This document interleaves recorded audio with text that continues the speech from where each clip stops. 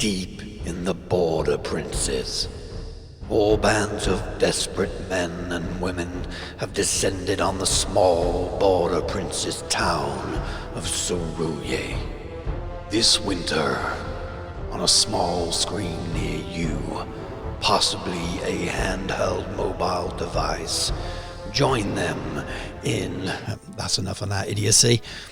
If you haven't guessed, it's back to Mordheim and my Mordheim project that's set in the period of the new and up-and-coming old world from Games Workshop. My name's Stuart, welcome to Miniature Realms, and in this video I'll take you through how I've built my Witch Hunters Warband. Being super unoriginal, I'm starting with Warhammer Underworld's Nethermaze Hexbane Hunters, the basis for many Mordheim Warband. These are push-fit miniatures, but they still require a little bit of a clean-up if you want to build them nicely. I did glue them together, and to start with I just popped them on their bases unglued when I decided whether I was going to go with squares or rounds for this project. If you've seen the previous two videos, you'll know that I've built some terrain already and a Tomb King's Warband. The whole idea is setting my narrative in the time period of the new old world game as it comes out and setting it away from Mordheim as a city itself. So this is set in those border princes in the principality of my Bretonnian lord for my upcoming Bretonnian army, and I'm building a few warbands, some of which will be used later in Warhammer armies themselves. So I'm actually basing these on 25mm squares. Those of you who remember me asking people to offer names up for the inn for the small town in the terrain video, stick around to the end and I'll be announcing who has won that little mini competition and what the name of the inn is. Having found the base design I liked on Colts 3D, I resized them from 20mm in Chitu box and printed them out. Now it was time to set about gluing the miniatures onto the bases, really simple and straightforward. Then after that I wanted to start making them a little bit different here and there. Over on the painting phase channel I watched a tutorial there where Peachy used masking tape to make some sort of tabards and clothing on miniatures, and I thought it was a really neat way of doing it rather than taking the time to green stuff it. Now I'm using this miniature here as my warrior priest. I wanted to make him slightly different, so aside from just trimming off the spikes and things, I used his method to make some tabards front and back of the miniature. I picked up a couple of flagellants on eBay unassembled, and they were the next thing that I cleaned up and built. Aside from that, I needed some henchmen as well, and I thought the best way of doing that, or a fun way of doing that, would be to dip into the new Cities of Sigmar kits. I picked up a set of 10 new on frame and went about choosing the 3 that I was going to use in this warband. The plan was to change them slightly to take away some of the most sort of modern day Age of Sigmar look for them. There was one helmeted lady that I spent a bit of time filing off all of the sort of embellishments on the helmet, so you ended up with something that resembled a pot helmet more. And I also took off a lot of the extra sort of filigree and smoothed down on the shields, and also the little skull emblems and things that are on their chest plates. I finished off by putting some big grazes and scrapes in the shields to make them look well used, and I finished by adding a couple of Empire heads to a couple of the henchmen as well. I'd equipped my Witch Hunter captain with a sword, and I really wanted to keep the flaming brand in his hand, so I ended up adding one of the Age of Sigmar warriors kits. It was a nice little pouch and sword, and I just shoved that on his back. But other than that, that was my small warband assembled. I worked it out to exactly 500 points. I won't share the list here because obviously it changes depending on equipment you take, but I can add to it later by adding extra miniatures should I wish to. I primed the miniatures black and gave a heavy zenithal highlight with the airbrush using white, and then accentuated the edges a little with a dry brush of white. And what you end up with are pretty much grayscale miniatures which are absolutely perfect for base coating in glaze type formula. So I'll be using Army Painter speed paints, Citadel contrast, and also some Vallejo Express colour. So starting off with the skin, I'm using Vallejo Express colour range. We've got Dwarf Skin, gloomy violet and deep purple, and they're a lovely little recipe for doing your skin areas. To start with, you do have skin, then you use the gloomy violet for the shadows, and you use the purple for sort of around the noses and lower parts of the face a little bit, just to make them a little bit more rosy. I do come back and highlight everything afterwards. I'm not going to make this a full detailed tutorial. There's lots of those on the channel. This would be a couple of hours long if I gave a full tutorial for each miniature. Do forgive me as I speed through this process and just give you a good idea about the whole project. So I'm starting here with Contrast Skeleton Horde, and I'm going to be using this to work as a base layer for some sort of dirty white cream trousers on these miniatures. I tend to use the same colours throughout the whole warband, maybe in different places, and there's lots of sort of warm browns and oranges in these paint schemes. So I'll work my way along all the miniatures in the warband, working out where I'm going to be using the Skeleton Horde, and then moving on to the next miniature, the next colour, trying to do some kind of mini batch paint, even though a lot of these miniatures are completely different. The Witch Hunter Captain and Warrior Priest, I wanted to make some of their fabric slightly different, so I've gone for a white, and I'm using Contrast Apothecary White here just to fill in those areas. This works fantastically over a very white surface already. It won't work unless you're working on a pretty much white base coat. It's essentially a white shade, really. It's a greyish colour that goes into the recesses and shades some white you've got there. If you haven't got white to start with, it doesn't really work. To base coat one of the doggos, I'm using the Skeleton Horde and some Agarash Dunes. I'm going a little bit of a mix here, so it's slightly darker at the top and then lighter towards the bottom of the dog. So I've got both pots open and I wet blend as I apply it at the time.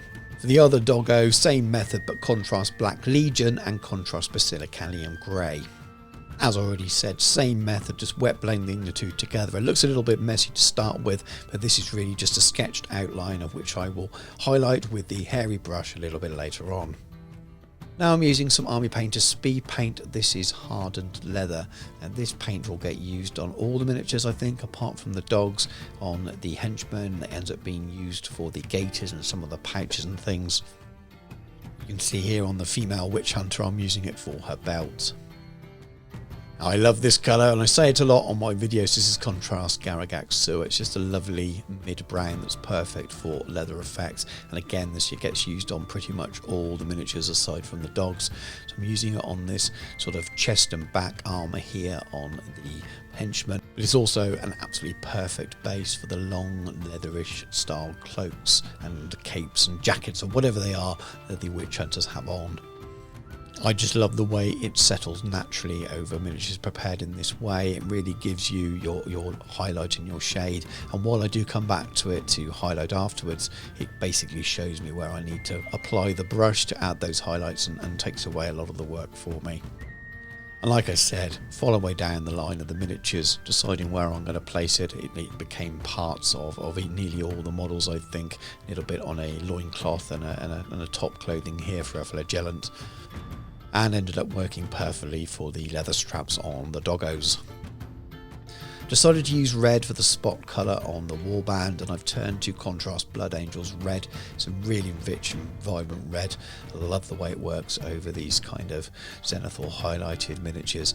Really pops out nicely and works very much the same way as the Garagax Sewer, as providing me with that base layer, but also the natural highlights tell me where I need to highlight later on with further paints. Just with the other colours, working my way down the line, working out where it may work as a spot colour. It's not on every miniature, it's on one of the flagellants here. I've decided to give them a slightly red loincloth. And each of the henchmen have a red area painted on their shields. Also decided to paint the strap on the top of the Witch Hunter Captain's hat red as well. Sticking with the browns, and there are a lot of them in this scheme. This is Contrast Cygor Brown, and I'm using this on all of the boots. I could have gone with black here. I wanted to stick with the more brown effect leathers. I thought that would work better. There is the danger, there's lots of browns here, so when I highlight them later, I need to make sure that they do stand apart from each other. At the moment, they still do. I do make a couple of mistakes with placing with that later on, but that's easily fixed in the highlighting stage. I used this same Cygor brown on the Witch Hunter Captain's hat as well. I thought a nice big leather hat would be perfect to keep out the weather and the rain. And again, sticking with the browns, I did tell you it was a bit of a theme in this paint scheme. I'm using contrast wildwood, and I'm actually using that on the wooden areas and all the miniatures. So we've got the wooden shields themselves with plenty of detail for the contrast paint to run into. But you've also got wooden handles on your axes, and even bigger axes, stocks of your pistols, and your wooden stakes are making your vampires unhappy. Turning back to Vallejo Express colour for Black Lotus, this is one of their blacks, and it's a very bluish black. And I find that it goes fantastically into the recesses, so I wanted something that was nice and easy to highlight and quite stark in its contrast already, and this is a little bit cleaner in that sense than the Games Workshop contrast ranges. It was also perfect for this chap's moustache and hair, and while I was at it I thought it would work for the ropes as well. Now, there's not much hair on show on these miniatures, but I'm using Nazdrag yellow for the base layer on the hair of the female witch hunter here. And also for this lovely flagellant chap here, the one with the iron grate over his eyes, which is absolutely fantastic if you're standing near him while he's got a flail and a flaming brand. Talking of flames, I'm using these 4 contrast colours for the flames on these miniatures. There's 3 miniatures with flaming brands, so the Witch Hunter Captain and a couple of the flagellants. I start with the lighter yellow here and then just build up with the colours as we go, wet blending them on so that there's no kind of rough areas between them. We're storming through now, time to start working on some metallics, and this is Decayed Metal from Scale 75, Scale Colour, and I'm using this as the base layer for all of the metallics. I want them to look worn and dirty, and it's a bit of a go-to method of mine. So we've got the helmet on one of the henchmen, we've got a breastplate under some of the leather armour, little bits of chainmail and shoulder guards. We've also obviously got swords and weapon barrels as well. And just as before, I've got the miniatures all out in one line, and I'm picking them up one by one, adding in each colour as and when it's needed. For the flails, I'd already used some of the Black Lotus on what would be the leather areas. I don't know why, I just like the way it looked, and I'm just picking out the metal parts of them. Maybe the whole thing should be metal, but I quite like the way it looks, so I don't really care too much. After that, I move on to Black Metal. This is also from Scale Colour. I pretty much cover all of the areas that I've covered in Decayed Metal, just leaving a little bit of the brown showing through. It just provides a really, really nice base that means that your metal has a bit more depth to it and also looks a little bit more worn and less shiny. Again, it's just a matter of working away along the miniatures, picking out the metal. Where it comes to the chainmail, I'm doing a bit of an overbrush here, so it's almost like a heavy dry brush. And on the larger areas like this, I'm deliberately leaving the odd little bit of brown showing through. The breastplate's a little bit hidden on the Witch Hunter, so you have to be careful that you're not getting it over any of the paintwork you've already completed. Now we have Model Colour with Flat Earth, Beige Brown and Tan Earth. I've got these all out on my wet palette, and the plan now is to go along the line highlighting all of the leather areas. I'm starting off with this kind of warm brown leather area, so over the Garagax sewer, and I'm starting off with the Flat Earth, building some of the highlights over where the sort of natural highlights come through from the way the contrast paint works, work my way around and continue to layer with the other colours. You can just see the way it works before you as I add in sort of that mid-tone of layering, making the line slightly thinner than the previous one. And as we get to that top highlight, even lesser and thinner lines really makes it pop. And obviously the same colours I used on lots of the miniatures, so here I am using the same colours on a flagellant and the leather gaiters on the warrior priest. This was probably the longest and most time-consuming part of the paint job. There's so much of this brown I've chosen across the miniatures, so it's worth just taking your time and working your way along. Continuing our foray into brown paints, we have chocolate brown and German pale brown from Model Colour as well, and this is for highlighting the different shade of brown that we used for the boots and on the hat, so basically the highlight for the contrast Cygor brown.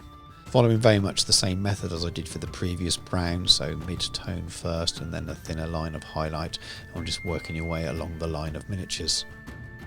For the wood areas we're using German camo medium brown and Iraqi sand. And these are to highlight over the wood areas, so I'm being quite deliberate here to only pick out the higher parts of the wood grain on the shields. And the same with the handles on their axes, making sure I'm doing some thinner lines that show where the detail for the wood grain is. Again, working your way along the line of miniatures, they all have similar weapons and use similar colours. Now we move on to the third shade of brown that are on the miniatures, and this is the more orange brown. So we have orange brown, light brown and Iraqi sand as the colours to highlight here. I did make a little bit of mistake earlier on with the belts on a couple of the miniatures. I decided to paint them in the wrong colour at the first stage, the Garragat Sewer, but that was really easy to fix. I painted some highlights on in Iraqi sand and I used orange contrast paint as a glaze over the top, and then it ended up blending nicely in with the pouches and things. So it just shows you can go back and fix things without there being too much of an issue. So you can see there, after that glaze goes on, it really sort of makes it stand out from the other browns around it, which is what I was trying to achieve there. But back to those standard colours I was talking about, and I'm working up in the same way as I have before. So the orange brown first, and then onto the light orange, and then mixing in a bit of Iraqi sand for that final highlight. And just as before, we work our way along the miniatures, picking out all of the bits that I've selected in this colour. So this time round we've got the gloves on some of the miniatures as well. You can see here on the packs and bags at the back of the Witch Hunter himself how much just adding these further highlights over that contrast base layer really makes it pop and stand out, and gets you, for a fairly simple paint job in many ways, a very nice higher level tabletop standard rather than just the basic. But obviously if you're a painter that doesn't like to do these final stages, just doing the initial stages with the contrast paint will work perfectly well for you. It's time to highlight those little bits of white, and we've got white, grey and off-white, and just like the others I start with the first colour, so I'm using the white grey, and then do a subtle highlight on top of that with the off-white. There's obviously a little bit of white that I chose on the Witch Hunter Captain as well, just to make him stand out from some of the more basic troops in the warband. For the more cream white on the miniatures, I'm using dark sand and white grey here. So dark sand first for the first highlight, then quite well just picking out the lighter areas that are on the miniatures and blending it in. Then after that, just adding a little bit of white into the dark sand mix for those final highlights, and this basically is the highlight over the skeleton horde colour. Use the same method on the robes of flagellants as well, essentially anywhere we use the skeleton horde in the first place. Not only was that on the flagellants, but these small areas on the trousers on the henchmen. Now it's time to highlight the red. I'm using Evil Sun Scarlet and Wild Rider Red. Starting by painting in the Evil Sun Scarlet, filling in any of the areas on the red that look a little bit patchy, and just leaving that contrast Blood Angels red in the recesses more. And once that's done, just painting in some more line style highlights using the Wild Rider Red. That's down the cracks in the shields and things and around the edges. Using the same method on the areas of red fabric that are on the flagellants. Not forgetting the tabards on the warrior priest that I've made out of masking tape. By the time you get to that final highlight, it really starts to pop, and you see how easily it is to cheat and use a bit of masking tape to great effect. Now it was time to highlight those yellow hairs. I'm using a Avalanche Sunset and a Phalanx Yellow. These are obviously both Citadel colour paints as well, and just following in with the details on the miniature, painting in one direction to represent strands of hair tied back. We also have our lovely blinded flagellant as well, so the same colours there. And by the time you get to that top highlight of the Phalanx Yellow, it really starts to pop nicely. I also found adding a little bit to the yellow on the flaming brands worked nicely as well, just to help them stand out a little. To highlight the Black Lotus areas from Vallejo Express colour, I'm using some Scale 75 Bearing Blue, just some thin lines of this onto the hair, add a little bit of white for the top highlight. And obviously this works just as nicely on the black feather we've added as well. So now we're moving on to the skin tones, and I'm using Noctura range here. We've got Natural Flesh, Fairy Flesh and White Flesh. You really can leave the skin as it is if you use the method I have with the Express colours.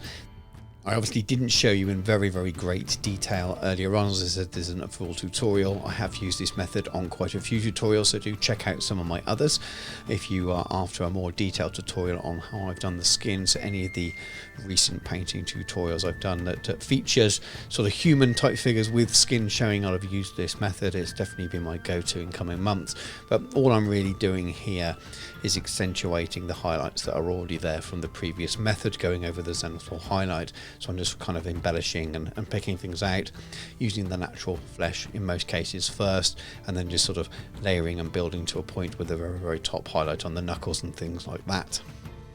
And the same as I've done on all the other stages, working my way down the line of the miniatures, going colour by colour, layer by layer, and just working on those highlights until I'm happy with the way they look and they're ready to pop. With some miniatures I may stop with just some natural flesh in some areas.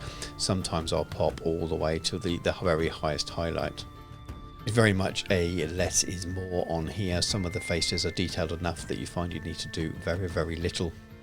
Oddly enough, I found that on the flagellants with quite a lot of skin showing that I really didn't need to do too much at all, so I'm using very thin paints just with the top highlight here just to pick out a couple of lines and really make them stand out.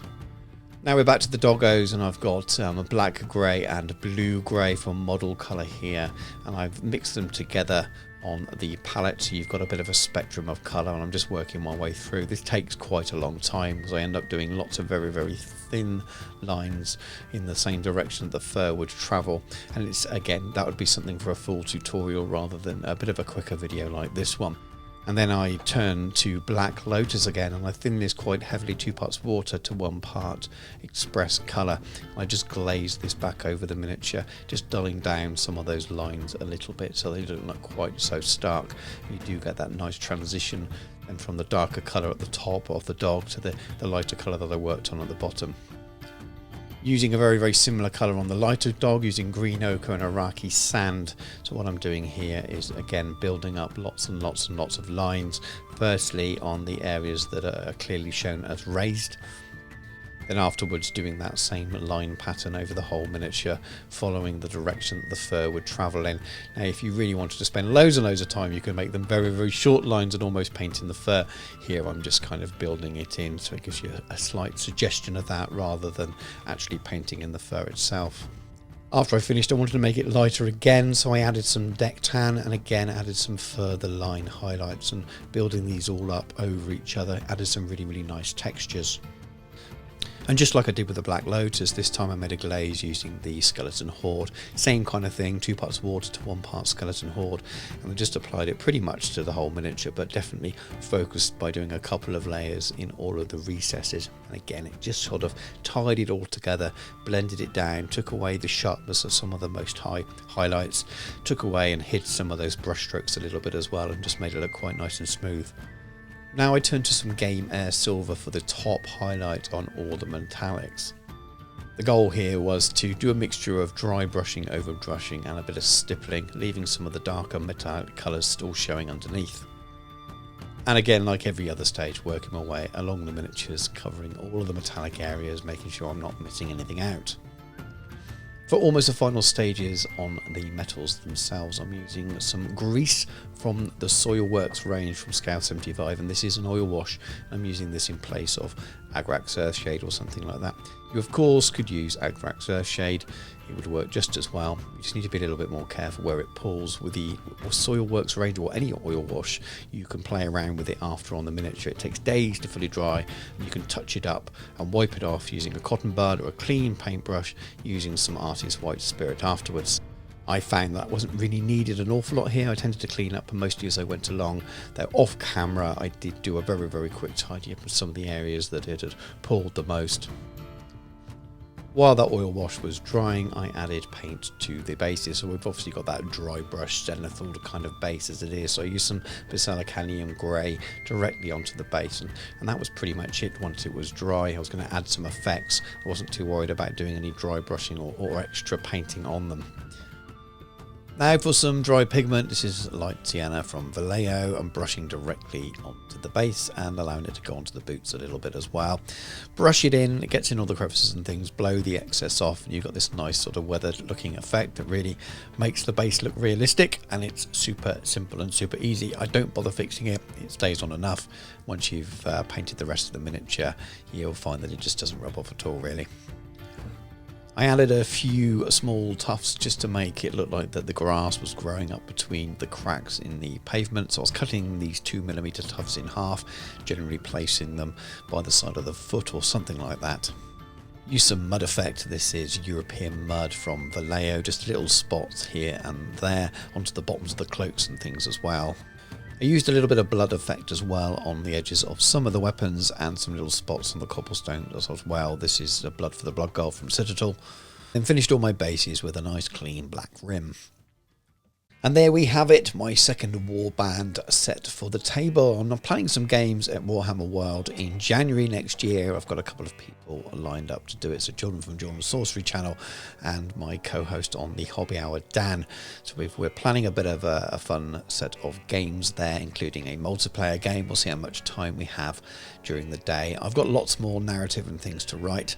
As I said at the top of the video, it's going to be set in the Border Princes, in the Principality of the Bretonnian Lord, that will be attached to my Bretonnian The Old World army. I thought it'd be fun to set them in there, and I'm planning to build a couple more warbands, but maybe not in time for that game. I'm going to be doing some undead, and that may well appear before, but the fourth warband I'm going to work on will be Bretonnians, but I'm going to be waiting for some of those new releases, including the Foot Knights, before I can really get started on those. I hope you've enjoyed the video and found it useful, or at least entertaining. It's a little bit of a mix between tutorial and the story of how I've built my warband and what miniatures I've used and what my process was. That was deliberate. If I was going to do a painting tutorial, I tend to focus on one miniature really. And I knew I couldn't do that with this. It would just be too long a video. I don't think anyone would want to watch a sort of 5 or 6, 7 tutorial series for each miniature there as well, because there's so many techniques that are repeated. So I hope that the balance was right, and those of you who wanted a bit more tutorial, they can at least find the colours that I use within the video and got an idea of some of the techniques and things as well. And I'm sure if you watch a lot of my painting tutorials themselves, you'll be very familiar with the techniques I use and a lot of the colours I use as well. If you have enjoyed the video, please do consider giving it a like, and if you haven't already, please consider subscribing to the channel as well.